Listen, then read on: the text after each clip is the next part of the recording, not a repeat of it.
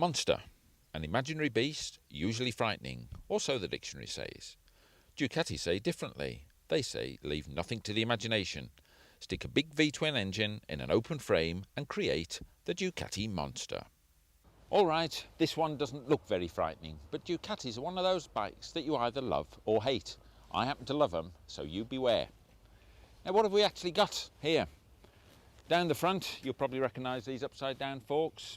Straight lift off the 900 SS. Same goes for the brakes.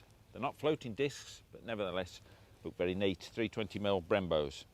The frame is based on the 888 World Superbike Championship winning bike, while the engine is based on the 900 SS, 90-degree V-twin, as I'm sure you can see, desmodromic, producing 71 brake horse in this one. So, it's a parts bin special. No, not at all. It is special though. It's special in the way it rumbles into life. It's special in the way you sit on it. Brace yourself with the flattish bars and gun it. It gives you that special feeling too, that only a naked street bike can. A monster smile. It feels alive, a point and squirt bike that's very difficult to ride sensibly. Sitting in it, not on it, and able to feel its pulse every time you crack open the throttle, you feel totally in command. And that's because it's so slim. All you've got here, big headlamp and this small deflector screen, which is actually an optional extra, and then behind that you've just got some very basic instruments. I say basic, but that's not strictly true on this one, because this one's got the optional rev counter, completing this little carbon fibre backing. On the rev counter you've got a little LED display around the top. If you start it up, you can just see them going around there, all very pretty. The rest of them, these indicator lights, are pretty standard stuff. Oil pressure just come on there, you've got your indicators and all the rest of it. But this one's a bit odd here. This one's for the side stand.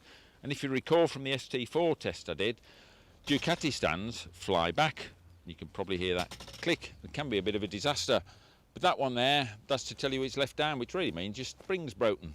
Now this spring isn't broken, but this side stand is about the only thing I don't like about Ducatis. But anyway, what else have we got? Standard looking swing arm here, monoshot rear buried up there. It's all part of this stripped down look. A couple of silencers, nice and low, oval ones, looks very neat. But that's about it. All this gels together to make a stunking fun bike. It'll pull well from around 2,000 revs right through to 9 grand. But playing tunes with the engine is what this is all about. Keep it spinning on the throttle and snap it through the gears, rolling it off to use that V-twin engine braking to the full. By its nature, it's not a high-speed blaster. You really do have to hang on at 70, but get in on some swerves and have some real fun. In a way, it's got a motocrosser feel to it.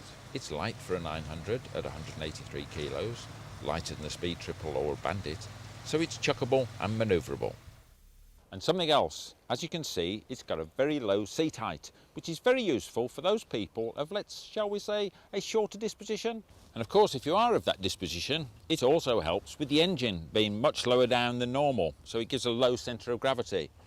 But just coming back to the seat for a while, see this little cover over the back? There is a pillion seat under there. All you do is unlock the seat, unclip this, and you have got a little pillion perch. It is a bit of a perch, but nevertheless, it's there. If you're into making statements, this one shouts out loud. Look at me, listen to me, eh? I'm a big about the motorbike I am. But the Monster's cappuccino, not just coffee, and that's the difference. This frothy cup of fun will cost you around 7.3 new or just 5.8 for this yellow, slightly used stunner.